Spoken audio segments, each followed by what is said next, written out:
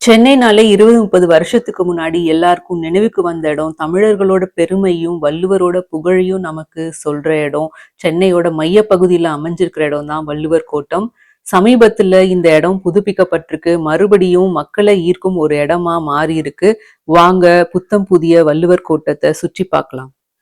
இப்போ நாம பார்க்கறது வள்ளுவர் கோட்டத்தோட முக்கியமான நுழைவாயில். இந்த நுழைவாயில தவிர இன்னும் 4 நுழைவாயில் இந்த வள்ளுவர் கோட்டத்துக்கு இருக்கு. கார்ல வரீங்கன்னா நுழைவாயில் 3 வழியா வந்தீங்கன்னா அரங்கத்தோட அடித்தளத்துல சுமார் 160 காருக்கு மேல நிறுத்தும் ஒரு பெரிய இடம் இருக்கு. அங்க நிறுத்திக்கலாம். நாங்க இங்க வந்தபோது நல்ல மழை பெஞ்சிட்டு இருந்தது. நாங்க வீட்டுல இருந்து கிளம்பும் போது மழை இல்லை. ஆனா இங்க வரும்போது ஒரு 10 நிமிஷத்துக்கு மேல மழை பெஞ்சிட்டு இருந்தது. கொஞ்சம் மழையில சுத்தமாவும் பளிச்சுன்னும் காட்சி அளிக்குது. நான் ஒரு 7ஆம் வகுப்பு படிக்கும் போது இந்த இடத்துக்கு வந்திருக்கேன். அப்புறம் நிறைய வாட்டி இந்த இடத்த கடந்து போயிருக்கேன். ஆனா உள்ள வந்ததில்ல. அதுக்கப்புறம் இப்பதான் நான் இங்க வரேன். இந்த இடத்தோட இடது புறத்துல உணவகம் அப்புறம் ஒரு புத்தக கடையும் இருக்கு. மையத்துல ஒரு பெரிய பூங்கா இருக்கு. இந்த பூங்கால தான் இரவு 7 மணிக்கு மேல ஃபவுண்டன் ஷோ நடக்கும். நாம கொஞ்ச நேரம் கழிச்சு அதை பார்க்கலாம்.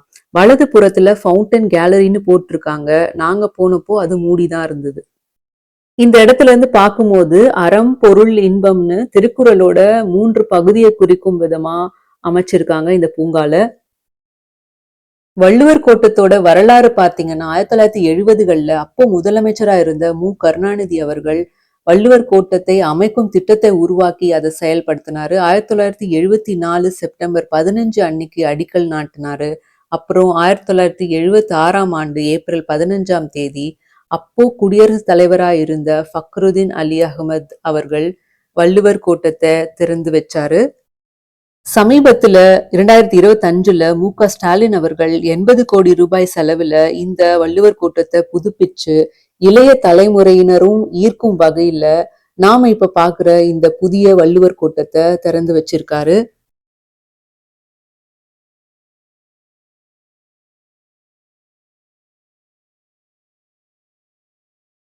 அரங்கத்தோட நுழைவாயில இருந்து 2 பக்கத்திலையும் மேல் தளத்துக்கு போறதுக்கான படிக்கட்டுகள் அமைச்சிருக்காங்க.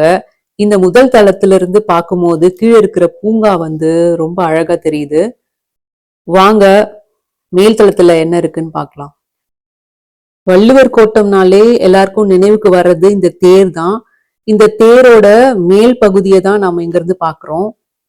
இந்த இடம் உருவாக முக்கியமான காரணம் என்னன்னா, திருக்குறள் தமிழர்களோட ஒரு பெருமைக்குரிய நூல். ஏன்னா இந்த நூல் எந்த ஒரு மதத்தையோ இனத்தையோ மொழியை கூட சார்ந்திராத ஒரு புத்தகம். இதனாலதான் மதத்தை கடந்து, இனத்தை கடந்து, மொழியை கூட கடந்து பல நாட்டை சேர்ந்தவர்களும் வெவ்வேறு மொழிகள்ல இந்த நூலை மொழிபெயர்த்திருக்காங்க. நான் மொழியை கூட கடந்ததுன்னு ஏன் சொல்றேன்னா, 1330 குறள்கள்ல ஒரு இடத்துல கூட தமிழுங்கிற சொல்ல பயன்படுத்தியிருக்க மாட்டாரு வள்ளுவர். மனிதனுக்கு தேவையான வாழ்வியல் தத்துவங்களை சொல்றதுனால இந்த நூல் உலக பொதுமறைன்னு சொல்லப்படுது.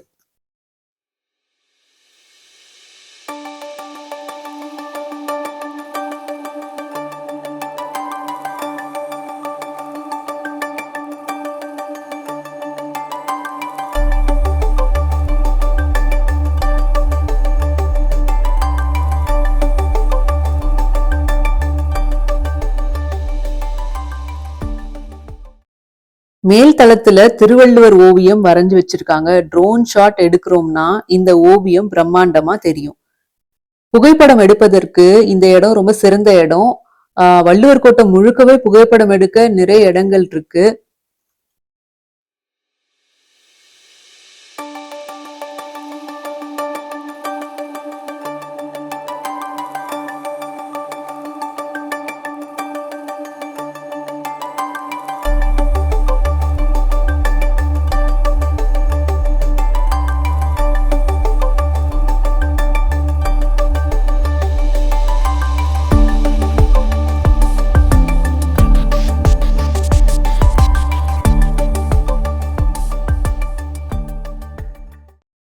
இந்த தேர் முழுக்க திராவிட மற்றும் பல்லவர்களோட கட்டிடக்கலையை அடிப்படையா வச்சு வடிவமைச்சிருக்காங்க. இந்த வள்ளுவர் சிலை 128 அடி திருவாரூர் தேர். இத வடிவமைச்சவர் கணபதி ஸ்தபதின்னு சொல்ற சிற்பக்கலை நிபுணர். இவர்தான் கன்னியாகுமரியில இருக்கிற பிரம்மாண்டமான திருவள்ளுவர் சிலையையும் வடிவமைச்சிருக்காரு. சரியா நாங்க இங்க திருவள்ளுவர் சிலைக்கு வரும்பொழுது விளக்குகள் மின்ன ஆரம்பிச்சது.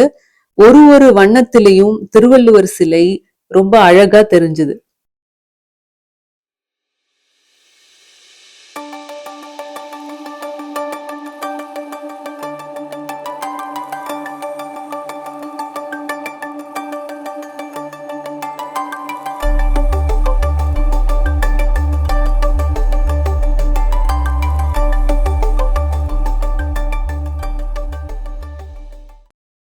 தேரோட பிரம்மாண்டம் இங்கிருந்து பார்க்கும்போது கொஞ்சம் தான் தெரிஞ்சுச்சு. வாங்க கீழே போய் பார்க்கலாம் எப்படி இருக்குன்னு.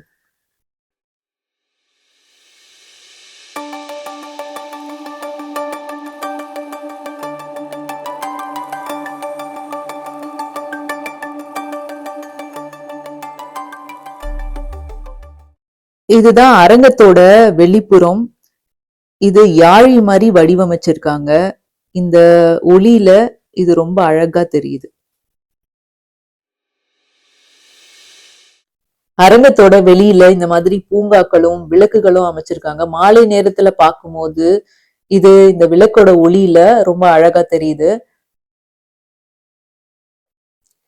அரங்கத்தோட மேல் புறத்துல இருந்து பார்க்கும்போது ஒரு பகுதி தான் தெரிஞ்சது. தேரோட ஒரு பகுதி தான் நம்மளுக்கு தெரிஞ்சது. இப்போ அரங்கத்துல இருந்து வெளியில வந்து பார்த்துட்டு இருக்கோம். அதுவும் மாலை நேரத்துல இந்த விளக்குல பார்க்கும்போது இன்னும் அழகா இருக்கு.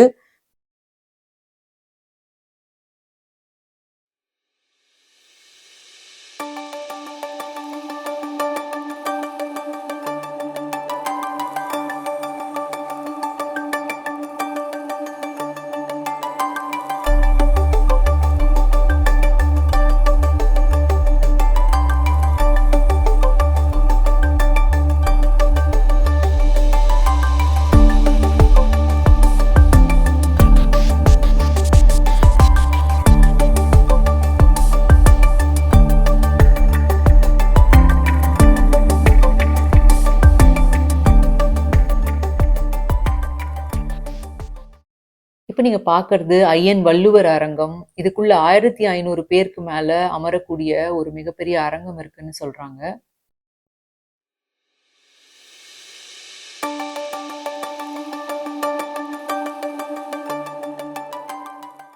அரங்கத்துல இருந்து வெளியில வந்தீங்கன்னா இங்க ஒரு கழிப்பிடம் இருக்கு. அதுக்கப்புறம் அங்க பக்கத்திலேயே ஒரு புத்தக கடை இருக்கு. அந்த புத்தக கடையில நிறைய திருவள்ளுவரோட சிலைகளை நம்மளால பார்க்க முடியுது. அதுக்கப்புறம் திருக்குறள் சார்ந்த நிறைய புத்தகங்கள இங்க கடைக்குள்ள வச்சிருக்காங்க.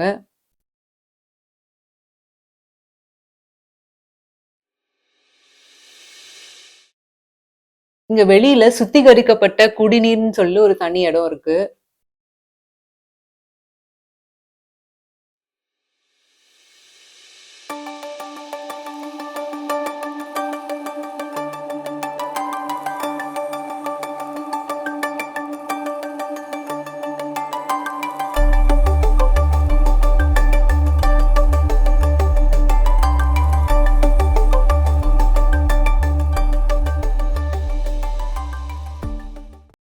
சரியா மாலை 7 மணிக்கு இங்க இந்த ஃபவுண்டன் ஷோ ஆரம்பிக்கிறாங்க.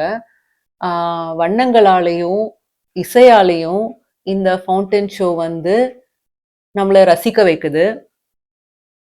ஒரு 10 நிமிஷத்துக்கு மேல இந்த ஃபவுண்டன் ஷோ நடக்குது இங்க.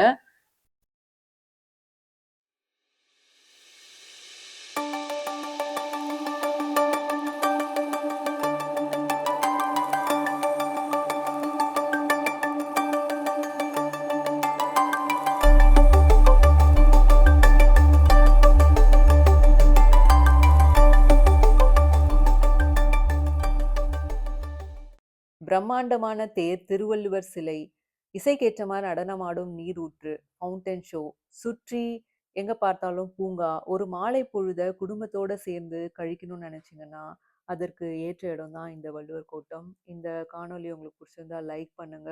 என்னோட சேர்ந்து நீங்களும் பயணம் பண்ணணும்னு நினைச்சீங்கன்னா சப்ஸ்கிரைப் பண்ணுங்க. உங்க கருத்துக்களை கருத்து பகுதியில பதிவு பண்ணுங்க. நன்றி, வணக்கம்.